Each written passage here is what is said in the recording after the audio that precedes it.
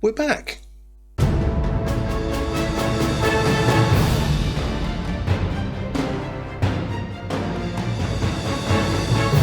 Hello and welcome to the Battling Barrow, and this is a Dungeons and Dragons campaign recap video.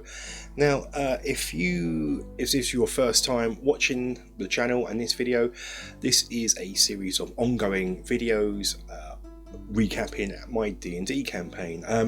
There is a playlist for last year's session. You can watch that, or you can just try and keep up to date with what's happening now. I'll give you a wee bit of a recap before we carry on.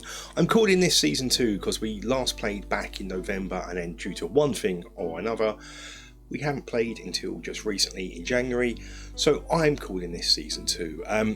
If you are new, as I said, recap is our players are slightly sketchy backgrounds. We have a wizard who stole a book from a magic school up north who she deemed shouldn't be in human hands. She's an elf. It's like a book of forbidden knowledge.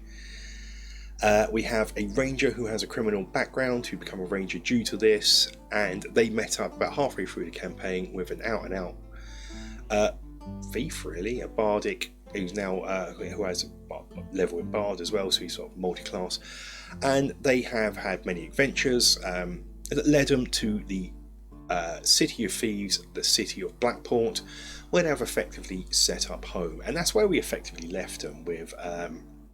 So our characters' names are Galfenwith, the elf wizard, Ranger.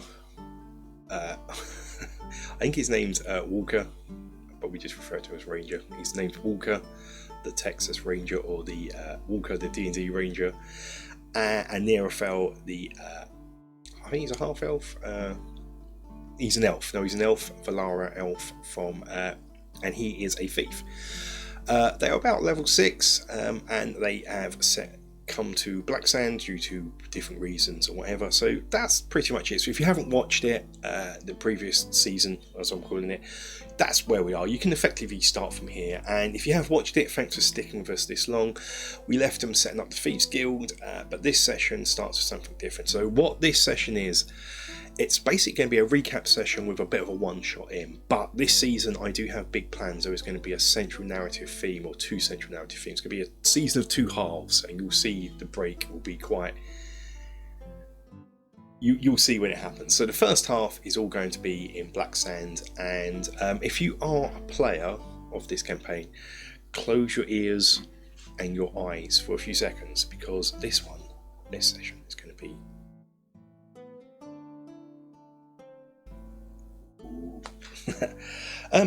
Yeah, I'm sort of referring to this episode as, well, a bunch of cults, because also in the last season we introduced the concept of cults, the cult of Orcus. They're still going to be a threat. Obviously that will be a cult, and there is another cult. Can you believe it? Black Sand's just full of cults. Yes, and that's what this story revolves around. So we catch up with our players, and I sort of asked them what have they been doing in downtime. So I'm doing almost one-to-one time, so being it's been about 2 months since we last played, that's how long has passed for their characters in the world. So Gelfenwith finds a, and this is a bit of a retcon, but I should point out, God, I'm really good at this, I'm really out of practice at this, aren't I? If you are new, stick with it. It does get better than this. Not a lot better, but a bit better. I'm just really out of practice, really rusty. Yes, so Gelfenwith, there is a wizard's guild that she wants to join, but she decides she can't due to they might have connections with the wizard school from up north, and she is a wanted apprentice, so she wants to get some fake papers sorted out and a fake ID. So Anirofelg has forged it and left it as a gift for her, and he's setting up his Thieves Guild. So during this time they don't see much of him, or any at all. He's been busy keeping himself occupied, buying pubs, a pub. He's bought a pub on the harbour district called the Volga Goblin, and for a while this has had a for sale sign up, and our players, I only have 2 players this session because Nerafol couldn't make it. So Galfenwith and Walker noticed that the pub did have a for sale sign, and now it has a sold sign. They also notice on notice boards missing persons posters that just sort of up and disappear in the night and are never seen again. They listen to rumours in taverns, and they notice that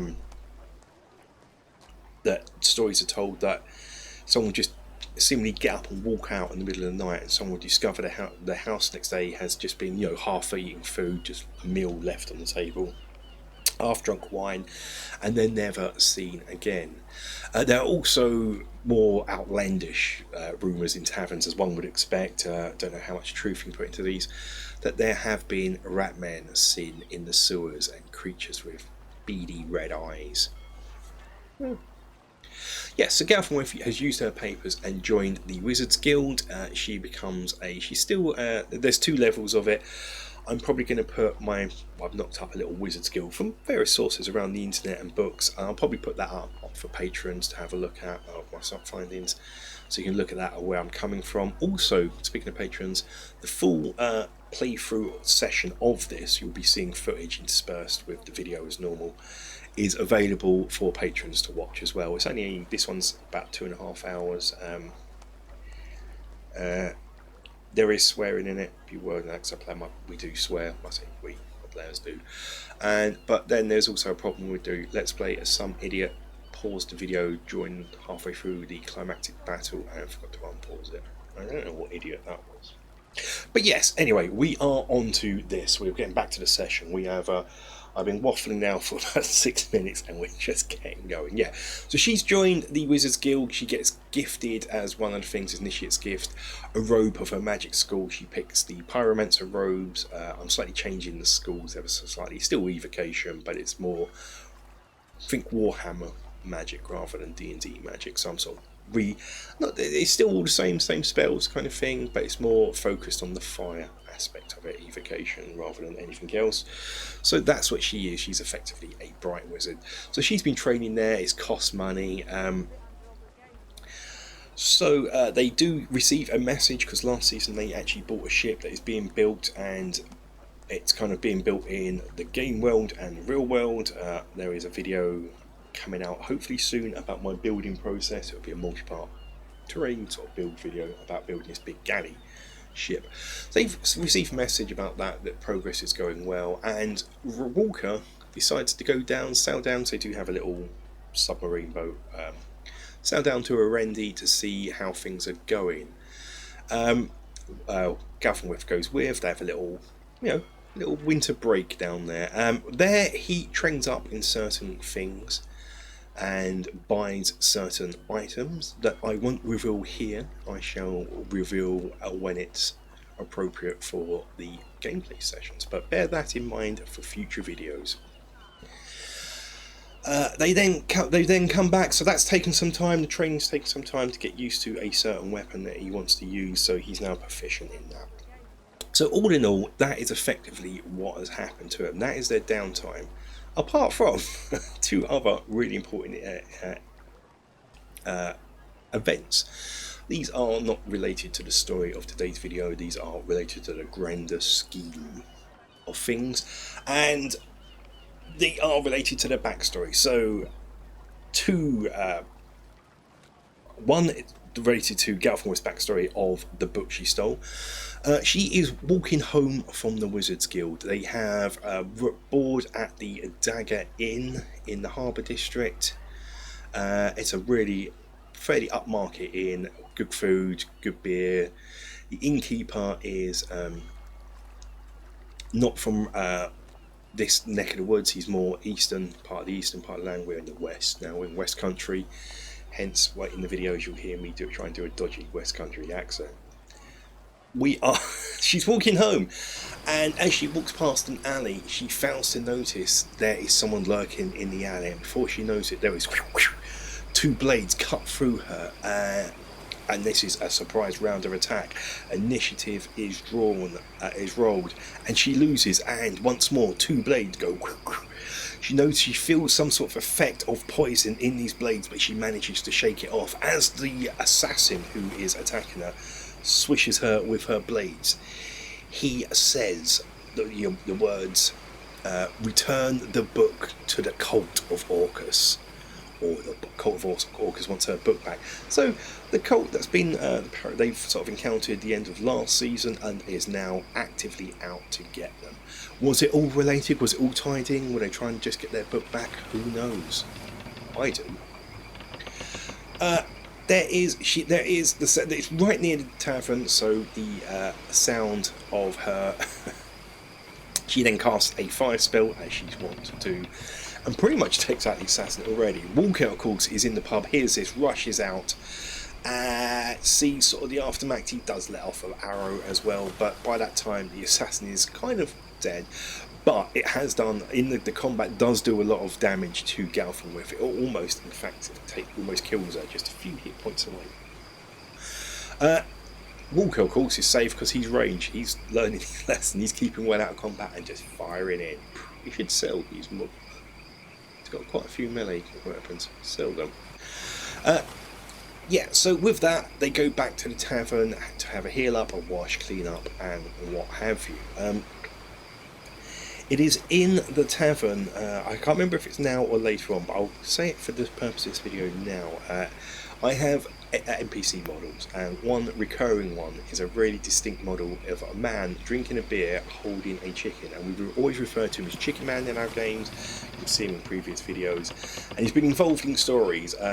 There was a cat last season that was put in the bar, and Walker has a dire wolf as a companion, and we have a system where the dire wolf isn't stable, so I roll. If there is a failure in this roll, I pick a bad thing to happen. The bad thing to happen last time was the cat got eaten. We decided that was a joint decision. I'm a cat owner, I found that very hard. So I put the cat in this bar, not really thinking about it. And when I set up the terrain, and they noticed it, and we're like, oh, I'm going to have to do the cat thing again. But bottom line is the wolf doesn't eat the cat in this session. But Chicken Man is in the bar, and so we made him be the same Chicken Man that was in the other bar where the cat got eaten, and he's now abandoned that bar due to the trauma of seeing the cat get eaten, and he's using this bar, and he is all like, oh no, not you guys again, I didn't want to see you guys, oh, trauma. And they ask him, still, they talk to him and actually do have a bit of an interaction with him, and they, instead of asking him his name, they ask him his chicken's name, or why he's got a chicken, and he just says, hey, this is Camilla. And if you know your Muppets, you'll recognise this as Gonzo's chicken wife. And then, but they don't ask him his name, and so they leave it at that for today. The next day, they go shopping, do a shopping in the markets and what have you. It's just an ordinary day. Galfin with his healed up. She's had a good long rest. She's cool. Got spells back, and it's just a normal day. On the way back to the tavern in the evening, there's a noble with armed guards who are walking down the road, and he shoulder barges Walker, because Walker, the noble isn't going to move out of the way for a peasant, and Ranger isn't going to move out of the way because he's got a dude, and so they barge, and with that the noble turns round and almost in disgust says, watch it, peasant. Now I've based him on, there's two actors, I can't remember the second one, but it's James Marston's, classic actor, was in Salem's Lot, and another actor who sounds like him, was in various things, British actor, was in a lot of Hammer films. I can't do the accents, so I'm not even going to bother here. So there's a shoulder barge, and there's tension instantly. There is armed guards that these look like they can rip. They were level 15 armed guards. The noble's quite high. They could literally rip Walker apart without even blinking. Walker doesn't know this. The player doesn't know this. He just is doing his usual thing where they think they're unstoppable. So I was hoping for a bit of an altercation here, just to show them, put them in their place. The players. Sometimes you have to do that. But it didn't happen. They role-played it out. And in the end, this noble sort of I changed my tact to where I was going to go for this. It's still the same character, but I changed my tact, and he was like, I recognise you, don't I? To Walker, and Walker's like, no. This is pertinent, not to necessarily Walker's backstory, but his backstory of what happened to him last campaign, and this will hope might lead to bigger things. It might not. So anyway, it turns out this guy is called Sir Clive Hamilton. He has a little manor in the countryside, and looks like, he says, you look like, sort of looks at Walker, looks at his bow and says he might be useful to be, I think his plan is to use him as a sort of forest ranger to protect his land, and invites him up to the manor, as it were, at some point to do some archery, some training, and have a meal and a drink. Passes him a card, I said business card, some sort of steel thing, and says, when you're ready, come up to the manor. And off he goes. Encounter over. Backstories done. We can begin the actual adventure.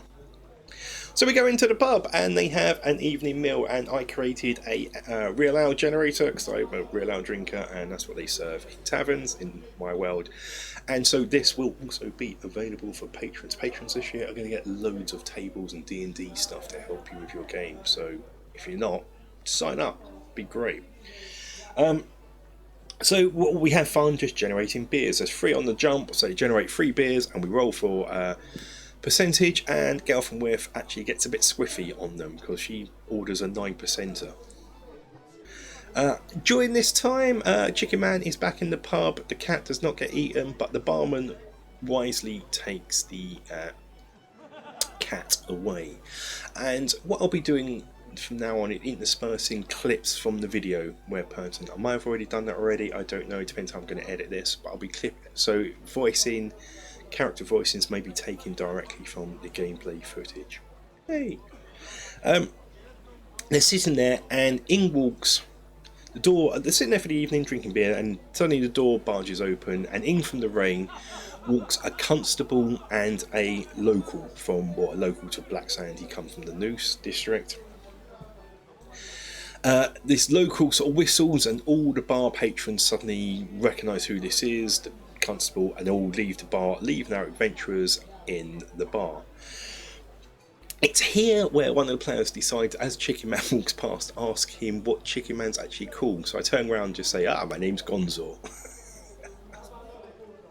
Which kind of made the players laugh. So all this time there's been a character called Gonzo with a chicken called Chameleon in their game. They've never asked before. Anyway, it turns out that the constable has been hired by the Association of Tradesmen Guild, who is not the Merchants Guild. This is like an amalgamation. All the little craftsman guilds. You have carpenters, coopers, yada yada. Their guild, rather than have individual guilds for individual craftsman trades, they've got an amalgamation, an association. So what's been happening is the populace is getting fed up because all the people who have disappeared have all been craftsmen. And they've got disappeared that the guild isn't doing anything to put on extra protection for the men. And so they've petitioned the guild to do something about it. So the guild has hired a constable. The constable is too old for this stuff and is just a few days from retirement. So for this last job, he's outsourcing it, and he was looking for adventurers. He's heard good things about these 2 crazies in the Dagger Inn, and so he's come to negotiate a deal where he will give them half the money the guild has given them if they help investigate what's going on and perhaps bring the murderer to trial or kill him. I don't know how these things work. The players accept, and the constable sort of introduces Tarek here as the local, and there's discussions going on. Tarek has a weird voice, and Tarek says the reason he's here is yesterday his neighbour got abducted and went missing, so he can show the players where he lives to investigate the house, see if they can find any clues. With that, they're off on the adventure. Now this is only a one-shot. We were effectively about halfway through our session by now, and I have to admit I was getting a bit worried would we finish this. I just wanted this to be a little one-shot to get us back into the swing of things. So it's not deep, it's not big, it's not complex, it's just a little one-shot adventure as I said, to get us back into the swing. We're more having fun with the roleplay and the world building and what we've been doing as per usual. I don't know why I actually run adventures. I should just do world building. Anyway, we're off. We go to the house. We investigate. It's dark. They don't really see anything that could give them any clues. While they're investigating, there is a scream that shatters the quiet of the night. From a few doors down, Tarek knows whose house it is, and they run to investigate. There they can see signs of disturbances, but the door's locked. They have to get themselves in. There is a bit of a problem climbing. I think Ranger falls on his bum. No, Galfenwith falls on the bum because she's still quite squiffy from the owl. Ranger, of course, is like I envision him. Don't want my player or his player thinks about this. I envision him as Garrett from the Thief series, where he's sort of he's a thief, but he's a ranger. So I don't know what his preferred environment is. I think something like grassland. I will let the player retcon that to urban if he wants, so he can do roof jumping. Yeah, so we are in the building. They're into the kitchen, and they see a body of a man. He has been effectively disemboweled. There's blood everywhere. Whilst they're investigating this, they hear the ear-piercing scream again coming from upstairs. They rush upstairs, and in the bedroom window, just being pushed out of a window, or not pushed, dragged out of a window alive, there is a woman and a bunch of cultists, I guess is the only way I can describe them. They're robed, and they players think, as they in the dark, as they look at them, they see red in the eyes. Ooh, spooky. Tarek hangs back. He doesn't want anything to do with this, and I think the players missed this, but he does whisper to himself, or sort of say, "Don't kill the cultists, I want them alive." But they miss it. They're in their usual burning hands mode, arrows flying everywhere, death to the evil. I like it. I'm not going to stop them from having fun. They do miss certain things in there. Gun-ho attitude, but who am I to argue? And suddenly the cultists aren't looking too good. There's wounds either side there, but they save the woman from death. She sort of tells them that her husband's dead. She hears something about I forget the name I used, but there's a name of someone who owns a warehouse. So she mentions that. Towney is the way it's a person here. They were taking her to Towney warehouse. Tarek knows where this is and says it hasn't been used for years. It's an abandoned warehouse in the fish market district on the sort of riverfront there. That is their next port of call. They go there. As they go there, they see some figures moving about in the warehouse. Now, here's the thing: if the players are watching this now, that's fine. The figures were deliberately being seen. The players were being led to this place, and so the figures were waiting for them in the window to be deliberately being seen. The players burst into the warehouse, and they can see at the other end it's dusty, it's musty, it's just nothing of value anywhere. It's just broken boxes and old crates. They can see the shadowy figures at the other end of the warehouse dip behind the box, and then quite clearly see the box move back. Again, they're being led.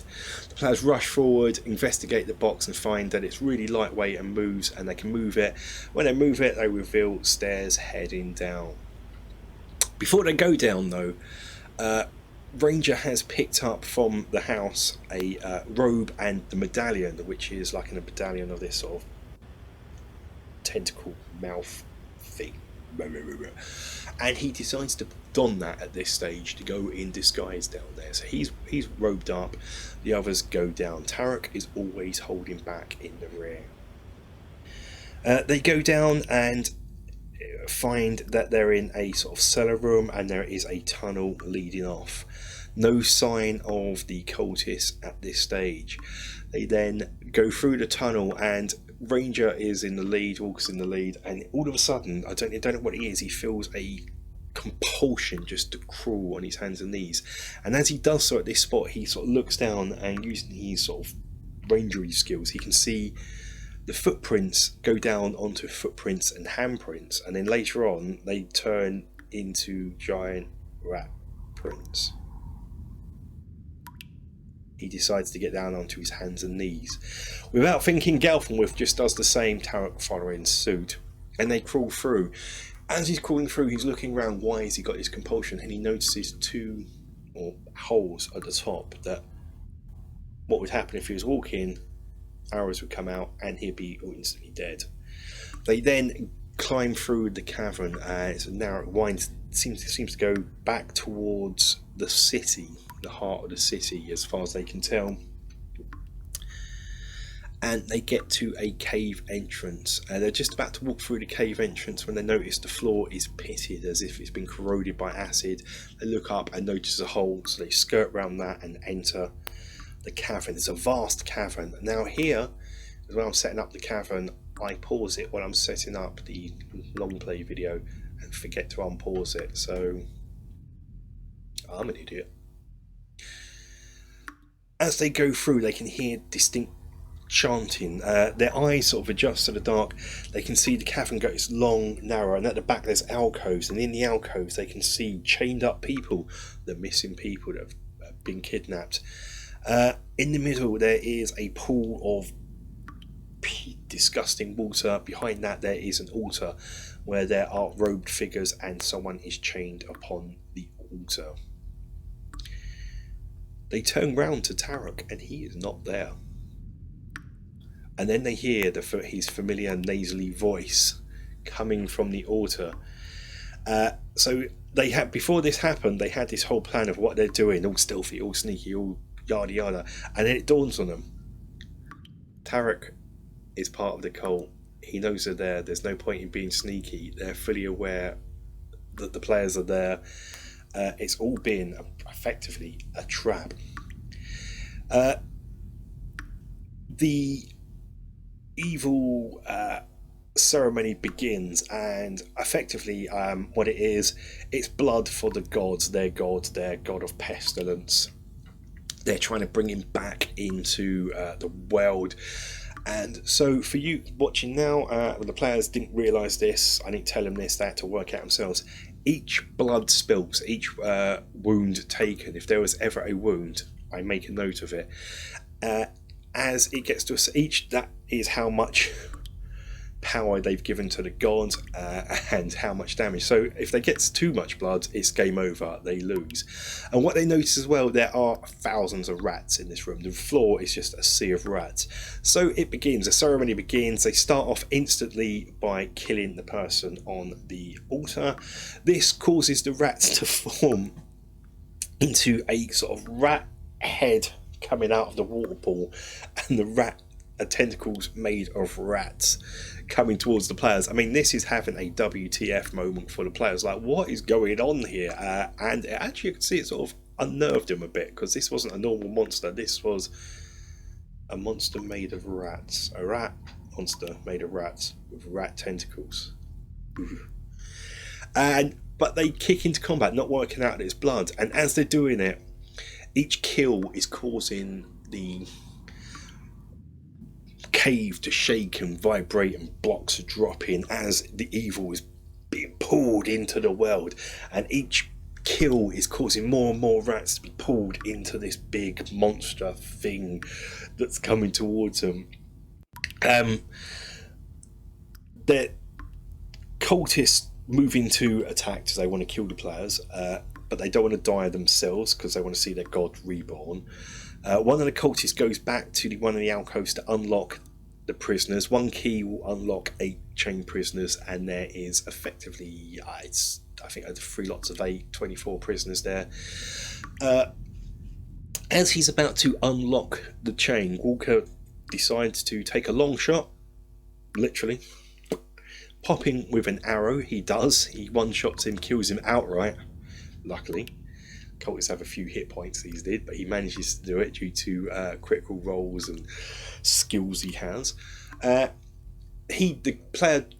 cultist drops dead with the key in his hand, and he shouts out to the prisoners to unlock themselves, free themselves, and help the other prisoners, which they do. All the while, with this point, Gelfenwith has eliminated about 5 other cultists. This is a lot of blood being spilled, and so this creature is getting really big. The cave is really getting unstable now. There are blocks falling, squishing rats around him, squishing some of the fleeing prisoners. But this is all making the situation worse. The room shaking more and more. There's more blood being spilled by the destruction. And then it dawns on them, each kill is making this thing stronger. So they do clock on, which is the right thing to do, which is you've either got to kill...